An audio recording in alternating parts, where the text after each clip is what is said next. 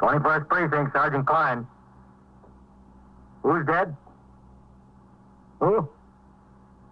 He was killed. Ah. Where is it? Where? 88 East what? East 70th? Who is this calling? You are in the muster room at the 21st Precinct, the nerve center. What? A call is coming through. You will follow the action taken pursuant to that call from this minute until the final report is written in the 124 room at the 21st Precinct. All right. Just stay right where you are. The officers will be there right away. Yes, right away. They'll take care of it. Yes, right away. 21st Precinct. It's just lines on a map of the city of New York. Most of the 173,000 people wedged into the 9/10 of a square mile between Fifth Avenue and the East River wouldn't know if you asked them that they lived or worked in the 21st. Whether they know it or not, the security of their persons, their homes, and their property is my job. My job and the job of the 160 patrolmen, 11 sergeants, and 4 lieutenants, of whom I'm the boss. My name is Kennelly, Frank Kennelly. I'm captain in command of the 21st. What makes a city? Not buildings, not subways, not business. People make a city. From dawn to midnight, from midnight to dawn, people will pour their lives together and stir up a city where even love can lead to death. I was working my 8 a.m. to 6 p.m. tour. When I arrived at the station house, I signed the blotter and read over reports and communications that had accumulated since I went off duty 24 hours previously. Sharply at 8, I walked into the muster room and turned out the platoon for the day tour. As the men marched out the door to take over their posts, Sergeant Burns, the patrol sergeant, indicated he wanted to see me. I came around from behind the desk where Lieutenant Gorman was on duty as desk officer and Sergeant Klein on the boxes, and crossed to my office. Sergeant Burns was waiting inside. Morning, Captain. Hello, Sergeant. Well, what is it? Bolney went sick this morning, Captain. Yes, I noticed it on the roll call. What about it? Well, he's been riding in Sector Car 2 with Warren. Yes, I know it. Listen, what's this UF-61 here? It says a radio stolen from a parked car. What kind of radio? And where was the car parked? I can't sign a report like that and send it on to division. Was that on my tour, Captain? Yesterday, yes. Don't you look these things over before they're written up? How did he get by you? Whose is it? Parker. Check his memorandum book and see if he's got the facts himself. If he hasn't, get on his tail. Yes, sir. All right. What about Bolney? Well, he's been riding as a recorder in Sector Car 2 with Warren. Yes. I noticed they hadn't been getting along so well together, always scrapping about who's going to take what pinch and so forth. No complaints to me, but I could see this had been going on. I warned them that I'd split them up if they didn't knock off. Well, it kept going on. After the tour yesterday, I told them I was going to put them both on fixed posts today. And Bolney went sick this morning? Yes, sir. Well, how about Warren? He's swinging. You think Bolney's malingering? He looked all right yesterday afternoon, Captain. Did he? Yes, sir. Sergeant Klein. Sergeant, get me the reserve surgeon, will you? Yes, sir. Captain, looks like we've got a bad homicide. Where? The boy's hopping, Captain. I got 4 or 5 calls. All right, I'll be out. Says it looks like we've got a bad homicide. Where's that? I don't know. The board's jammed up. That's right, 88 East 70th. Right. That's all we know about it. Call came through CB. I caught it on the air. Okay. I'm sorry, Captain. That's all right. What do we got? It came over the air as a Signal 32 ambulance responding. I rang down to CB and they told me a woman called in, the maid apparently. She got to work this morning and found the lady's body. Homicide for sure? She was a little hysterical, that's what they gathered. No name? No, sir, not yet. Well, did you notify the detectives? Yes, sir, just now. That's the press again. They've been burning in here since the call was put out. 88 East 70th, that's a good address. 21st Precinct, Sergeant Klein. Let's take a ride over there, Morley. Yes, sir. Look, you know as much about it as we do. Call didn't even come through here. The detectives are just now on the way. I just know I about gave instructions to the desk officer to reach the surgeon on reserve by telephone with a request to visit the home of Patrolman Bolney, who reported sick under circumstances which indicated he might be attempting to evade disagreeable duty. Then with Sergeant Burns, I drove to 88 East 70th Street, the scene of the reported homicide. The house was a 4-story white stone mansion built early in the century and converted within the last 10 years to an apartment building, 1 apartment on each floor. One of the sector men had been posted at the street door to keep the curious out of the entrance hall. He told us the occurrence did, in fact, appear to be homicide. We went inside and took the small self-service elevator to the 3rd floor. The door to the apartment was standing wide open. The place was magnificently furnished. There were thick wall-to-wall carpets. I went over to talk to the maid who sat on the living room couch. She still wore the hat she had on when she arrived at work. Oh, Miss Edith. I'm Captain Kennelly. She was so beautiful, so beautiful. To walk in the bedroom like that and find her sprawled out, cold. Did you call the police? Yes, sir. I called the police. When I first opened the door of the apartment, I knew there was something the matter. I knew it. The television was on, newspapers, grasses were all over the front room, ashtrays full up. Miss Edith never left anything like that. Looks pretty straightened up in here now. Yes, sir. I turned off the television and picked up a little. Then I walked back to the kitchen. That's when I saw her. The minute I saw her, I knew it. Laying on the floor there in the bedroom, just stretched out.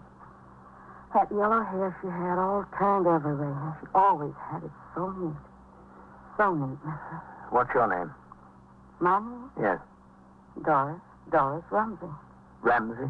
No, sir. With an O. My family spell it with an O. Head bashed in like that. Who could do something like that to Miss Edith? She never hurt anybody in the world. Never hurt anybody in the world.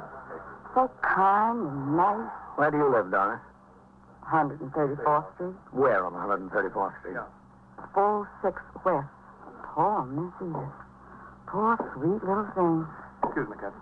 Never hurt Yes? nobody. Ambulance Nobody. cruiser. Only Oh, well, you good. better keep them out in the corridor. The fewer people walking around in here, the better. Yes, sir. I'll tell them. Her name was Edith Camden? Yes, sir. Edith Camp. Yes, sir. Mm-hmm. Does she have any family? No, sir. No family. At least not in New York. She comes from Texas. She's got brothers in Texas. 2, I think. Poor, sweet little girl. So sweet. She must have been pretty well off to live in an apartment like this. Did she live here alone? Yes, sir. All alone. She wasn't married. No, sir. Was she ever married? No, sir. Not that she told me. Did she go to business? What do you mean? Well, I mean, did she have a job or anything like that? Oh, no, sir. Not Miss Edith. Well, what did she do? She had a friend, Captain. Oh. Hello, Captain. Oh, hello, man. Doris, this is Lieutenant King. He's in charge of the detectives who'll take over this case. Yes, sir. You tell him everything he wants to know. Yes, sir. Poor Miss Edith. I don't know what I'm going to do without her. I couldn't work for nobody else. Nobody else. Where is it, Captain, in there? Yeah. Let's take a look.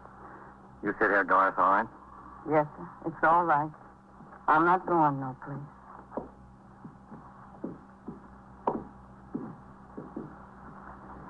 What do you think the rent is on this place, Captain? $400 or $500 a month? Yeah, something like that, I guess. Pretty steep. Not if someone else pays it. In here, man.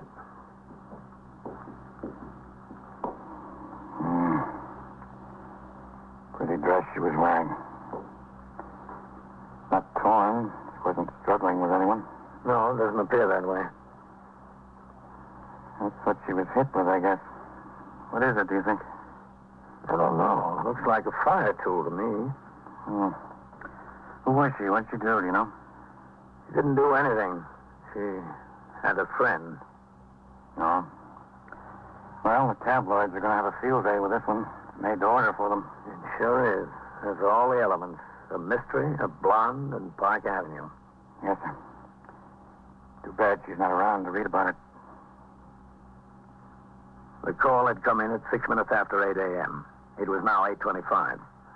At the moment, little more was known about the case than what we could see. A striking blonde named Edith Campton was dead from a blow across the base of the skull in the bedroom of her apartment just off Park Avenue. Within minutes, the apartment began to fill up with specialists and experts. Detectives from the Manhattan East Homicide Squad arrived to work with detectives from the 21st Squad. As required, the chief medical examiner and the New York County District Attorney were notified. Latent fingerprint experts and a photographer from the police laboratory were summoned. Superior officers of the detective division, who had been notified in accordance with the manual of procedure, began to arrive on the scene. At 10 minutes before 9, when I left the apartment, the investigation was well underway. I instructed Sergeant Burns to have his men resume patrol as soon as possible. On the street, a considerable crowd had gathered. The press was out in force. I suggested they direct their questions to the chief of detectives, the commander of the Manhattan East Homicide Squad, and the district attorney's office. At 5 minutes after 9 o'clock, I returned to the precinct house. Hello, Captain. Sergeant? Excuse me, this board has been humming. 21st Precinct, Sergeant Klein. Chief who? Oh, he's not here. I haven't seen him. Just a second. Captain, it's the borough commander's office. Did you see Deputy Chief Pope this morning? He was over at the scene of that homicide. Hello. He was over at the scene of that homicide we had. Is he still there, Captain? Well, he was there when I left. He was there when Captain Kennelly left. All right, call his office. I'll tell him, yeah. Hold you, Captain. Hopping. 21st Precinct, Sergeant Klein. Listen, Coley. Somebody called in here and said there was a bus stop stanchion in the second floor hall of 622 East 64th. Well, how should I know? Some drunk must have carried it in there during the night. Walk over there and take a look. Yeah. All right. How should I know how the stanchion got my call? Did you hear from the surgeon on reserve, Sergeant? No, sir, not yet. How's this homicide look? Pretty heavy, Sergeant. Well, that's all we need around here now. Another Lonergan case. What else is doing, Sergeant? A car struck a pedestrian on Lexington Avenue in 60th. Bad? The man got up and walked away from it. Then he decided his back hurt and he went into Metropolitan. Did we hold the driver? No, sir. The man walked out from between two parked cars and right into the side of the automobile. Just giving a summons for faulty brakes. 21st Precinct, Sergeant Klein. The detectives are all out. Can I help you? Well, that's what the detectives are all out on, that homicide. No, I don't know anything more about it. Okay. You're welcome. Some guy from the Journal. You'll have that all day, Sergeant. You might as well be ready for it. I know. What's it look like, Captain? What do you mean? Any idea who killed her? Well, I just started looking into it when I left. How was she killed? With a fire tool, apparently. Listen, what time have you got Farrell and Eisman down for their meals? 12:30 to 1 for Eisman, 1 to 1:30 for Farrell, Captain. Well, switch them around because I want the car at 1 to take me downtown to Division. Yes, sir. Let Eisman take his meal at 1 and put him on post until Farrell gets back with the car. She was supposed to be a pretty good-looking head, Captain. Yeah, I imagine she was. And one of those fellows from the press told me she won a beauty contest in Texas 7 or 8 years ago. That's how she first happened to come to New York. Judges picked her unanimously. Texas Venus, they call her. Did they? I wonder what the judges would have called her if they'd seen her this morning. Homicide is, of course, the most serious crime on the books. But it's not very often that detectives are called upon to deal with a murder mystery typical of detective fiction in which the guilty party must be singled out from among a number of known suspects. Nearly all homicides fall into two other categories. Either they're crimes committed in the heat of passion with the killer readily identifiable and easily apprehended, perhaps within minutes after the act, or they're felony murders committed during the course of robbery, burglary, or rape, in which case the killer seldom had any previous connection with the victim. In the case at hand, there was an element of mystery. At 20 minutes past 10 a.m., I had finished reading and signing reports and communications. Captain Kennelly. Sergeant Klein, Captain. The surgeon on reserve is ringing in. Dr. Van Teller? Oh, all right. Hold on, Captain. Captain Kennelly. Hello, Captain. Dr. Van Teller, Chief Surgeon's office. Yes, Doctor. I called at the home of Patrolman Boney. He was in bed. Well, did you examine him? Yes, I did. Did he appear to be malingering? Well, he complained of a pain in his stomach. I see. Well, if anyone can complain of a pain in the stomach, whether they got it or not. But a temperature of 101.5 is a little bit difficult to manufacture. He's sick, all right. Oh, well, what's the matter with him, Doctor? Well, it looks like this virus is coming around. That's what I say it is. Well, how long do you think he'll be out? A couple of days, that's all. All right, Doctor, thank you. Bye, Captain. Goodbye. Much obliged. Captain Kennelly. Sergeant Klein on TS, Captain. Joe Wigan of the news is out here. He wants to see you. Oh, about what? About what, Joe? About the homicide, Captain. Tell him I don't know anything about that. He ought to talk to the detectives. Yes. Captain says he doesn't know anything about it, Joe. Talk to the detective. Oh, just a second. He wants to see you anyway, Captain. All right, tell him to come on in. Yes. Go on in, Joe. Oh, Sergeant, Yes, sir. who's on post number 6? Singleton, Captain. Come in. When he rings in, Sergeant. Yes, sir. Hello, Captain. Leave the door open, Joe. When he rings in, tell him I've got a written complaint from a citizen about a peddler selling fruits and vegetables from a wagon over there. Tell him if he runs across that peddler to check and see if his license is okay. Yeah. Oh, sit down, Phil. Big doings up here today, Captain. Well, I can't tell you anything about it, Joe. I don't know anything. I was only there for a few minutes this morning. What the apartment look like upstairs? Plush? Yeah, it was plush, if you want to call it that, but you better talk to Lieutenant King or the chief of detectives or the homicide captain. They've got it all over there. We don't know anything here. Well, Captain, I got tired of waiting out on the street. I saw all the big brass going in and none of them coming out. You get tired of standing first on one foot and then the other. What's the deal? Who did her in? Joe, I told you, I don't know anything. You're the captain of the precinct, aren't you? Well, I still don't know anything. What is this, Frank? The Wilhelmstrasse? Somebody's got to know something. Now, be patient, Joe. You've got a morning paper. You've got all day to get your story. You'll get it. I'm embarrassed to call my city editor. Well, don't be embarrassed, Joe. He understands. You'd never know how to talk to him. Get your story out there, Joe. The chief of detectives. Excuse me, Captain. Thanks a lot. The muster room was alive with activity. Lieutenant Matt King of the 21st Detective Squad had walked in the door with the chief of detectives and the acting captain in command of the Manhattan East Homicide Squad. Close on their heels were reporters from all of the 7 daily papers with general circulation in New York, the Associated Press, and a newsman from CBS Radio. Lurking on all sides were photographers from most of the papers and motion picture cameramen. It was apparent that these top officers had avoided talking to the press at the scene of the homicide, but now they were cornered. I walked out into the muster room where the questions were being fired at a rapid rate. Chief, did the medical examiner fix the time of death? Not yet, not definitely. Sometime during the night. Sure, there is quite a double life. All right, take it easy. Just a second. Quiet. Listen, Chief, we don't have anything for a story yet. Nothing. Give us a break, will you? Well, I'll tell you what we do, boys. There's some things we know we can't tell you yet. Give us a couple of minutes to decide what we can tell you, and you'll have a story. Okay? Okay, fair enough. Here's the captain's office. Use it. Coming through, then. Hello, Frank. Chief. Rough deal, huh? Rough? Wicked. Go ahead. Help yourself. Come ahead, Frank. Thanks. Listen, give us a break, will you? Close that door. They'll find a way, those guys. How you been, Frank? Okay, fine. How's Ellen? Good. I'll give him my best. Well, I guess I'll have to tell those boys something, Matt. They're entitled to their story. Yes, sir, but I'd like to keep quiet about the boyfriend for a while. I don't think there's any point putting him into it yet, Chief. No, neither do I. We can tell them that Edith Camden isn't her real name. She's just been using it since she came to New York. Yes, sir. What else? Well, she worked as a model. Not a cover girl. No, sir, for a fashion house, then at a store, but I think they know that. How about suspects? Well, who, Chief? Well, supposing I say there's 4 or 5 people we want to talk to, but that we can't divulge any names at this point. Yes, sir, that'd be good. You might want to mention her address and phone book, that we're checking every one of her friends. No, I'd better say acquaintances. Yes, sir. Yes, just that address and phone book ought to make them happy. Always does. 30 detectives assigned to the case. How's that? Fine.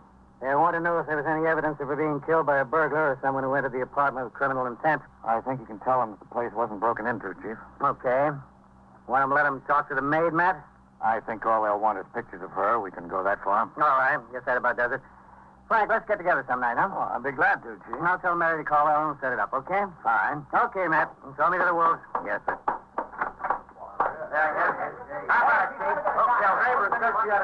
right, fellas. Give him a chance. Give him a chance. Chief, one question first. My desk wants to get a photographer into her apartment. When can we do that? Sometime early this afternoon, just as soon as the technicians from the police laboratory get finished. What time? What time, Matt?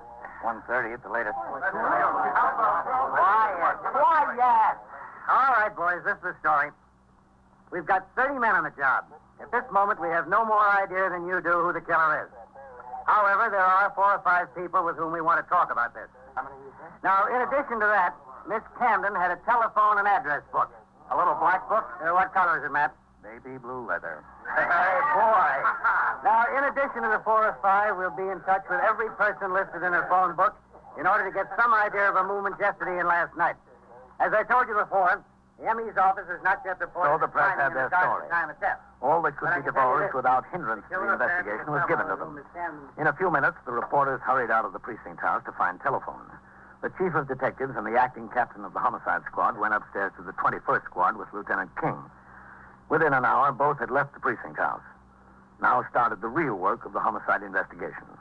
Detectives of the homicide squad teamed off into pairs with men of the 21st squad to work as partners until the crime was cleared. At 1:30, the car came by the station house to take me to 6th Division headquarters, 160 East 35th Street, for a conference with the division commanders. While I was out of the precinct, a well-dressed graying man in his late 40s was brought in by Detectives Whitey Howard of the 21st Squad and Edward McInerney of the Manhattan East Homicide Squad. They took him directly upstairs to the 21st Detective Squad. This way, Mr. Newfield. Yes. You don't think it will take long, do you?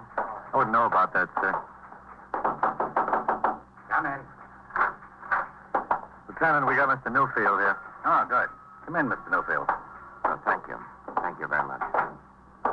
Have a seat. Thank you. This was some shock. You have no idea what a shock. When these officers told me, it's like a bolt of lightning. Cigarette, Mr. Newfield? Oh, much obliged. Ed? Whitey? Thanks, Lieutenant. Thank you. I'm Lieutenant King. How do you do? You know what this is all about, don't you, Mr. Newfield? Yes, I suppose so. Is Walter Newfield your full name, sir? Walter Crane Newfield. And where do you live? I have a home in Westchester. Where in Westchester? Winslow Park. Your business in New York? That's right. What is your business, Mr. Newfield? I'm a paper broker. And what is that? I act as broker for mills in selling paper to printers and publishers. I see. Do you commute to New York every day? Every weekday, yes. You married, Mr. Newfield? Yes. For how long? 19 years. Any children? Two. Two girls in high school, 15 and 17. You were acquainted with Miss Camden? Yes. For how long? Oh, I don't know, 3.5 years, I suppose. What can I do with this? I really don't feel like smoking. No. Here. Thank you. How well acquainted, Mr. Newfield? Oh, quite well. Did you see her frequently? Yes. How frequently? 2-3 times a week. Ever oftener? Yes, sometimes. In her apartment? Yes, there, and we'd go out to the theater and clubs together. Was that her apartment, Mr. Newfield? She lived there, yes. I know she lived there, but who paid the rent? Well, I imagine she did. Who gave her the money? Well, I don't suppose there's any use of denying the fact that Edith and I were very close. My wife and I hadn't gotten along for years. Someday I hope to marry Edith. That's the way it is. I couldn't help it. A man needs some sort of life. You paid the rent. Yes. When did you last see her, Mr. Newfield? The night before last. You didn't see her yesterday? No. The last night? No. Were you in New York yesterday? Yes. Where? I was at my office until 5:15. And then? I went to Grand Central, took the 5:34 home. To Winslow Park? That's right. Was your wife at your home in Winslow Park? No. Where was she? She and the girls are in Cape Cod for a month. Was anyone at your house in Winslow Park besides you? No, I was all alone. Did you see anyone you knew on the train? Well, I think so, Lieutenant, yes. Who? Well, I don't recall at the moment. I have to think about that. Sure, you go ahead. Think about it, Mr. Newfield. Lieutenant, I know this can't help coming out. This whole thing is bound to get in the papers. I don't care about myself or what anybody says about me, but those two young girls of mine, this is going to be terrible on them. Just terrible. It'll be worse on them, Mr. Newfield, if you continue to tell us lies. Well, I haven't told you any lies. Just said you didn't see Miss Camden last night. That's a lie, isn't it? No, it isn't. Said you were home in Winslow Park last night. That's also a lie. We know you never left New York. How about the truth, Mr. Newfield? How about the truth? Well, I don't know what to say. I don't know what to do. I haven't had time to think. I have nothing in the world but those two girls. Please think of them. That was your job, Mr. Newfield. I've got mine. The interrogation of Walter Crane Newfield continued. So did my conference at division headquarters. It finally broke up at 3 p.m. Patrolman Farrell drove me uptown to the 21st. I instructed him to pick up his partner and resume patrol. He drove away, and I walked up the steps and into the muster room. 21st Precinct, Sergeant Klein. All right, 17. Hello, Captain. What's doing, Sergeant? That's nothing like this morning, sir. That's good. Where's Lieutenant Gorman? I'm filling in for him, Captain. DA's office called for him to come down in a hurry. Yeah? A burglary case went to bat this afternoon, which he made the arrest when he was a sergeant in the 64th last winter. Well, this is a fine time to let us know, isn't it? Well, the boy was going to take a plea, but he decided to stand trial at the last minute. Oh. All right. Stand right up to the desk there, would you please? Here. Okay, Whitey, book him in. Yes, sir. Just a second. Hello, Matt. Captain. Walter Crane Newfield. Matt? Yes, Captain? What's this? That homicide. Middle name is C-R-A-N-E. Crane? Is that right? Yes, that's right. Oh, that's fast work. He got twisted up in his own lives. N-U-F-F-I-E-L-D. How'd it happen? When he finally told us, he said she was going to break it off. She had a guy she wanted to marry. Age? 47. He was so enraged, he picked up a fire iron and hit her over the head. What's the charge? Murder first. Why'd he do it? What'd he say? He said he killed her because he loved her. Well, if you've got to kill somebody, that's as good a reason as any.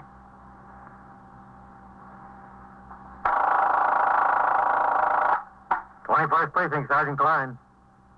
Stole your what? Your safe. Where is it? And so it goes. Around the Well, clock, like- through the week, every day, every year. A police precinct in the city of New York is a flesh and blood merry-go-round. Anyone can catch the brass ring. Or the brass ring can catch anyone. 21st Precinct, a factual account of the way the police work in the world's largest city, is presented with the official cooperation of the Patrolmen's Benevolent Association, an organization of more than 20,000 members of the Police Department, City of New York. Everett Sloan in the role of Captain Kennelly, Ken Lynch as Lieutenant King. Featured in tonight's cast were Lawson Zerby, Wendell Holmes, George Petrie, Joseph Julian, Frank Reddick, Eric Dressler, and Rosetta Lenoir. Written and directed by Stanley Niss. Produced for CBS Radio by John Ives. Art Hanna speaking.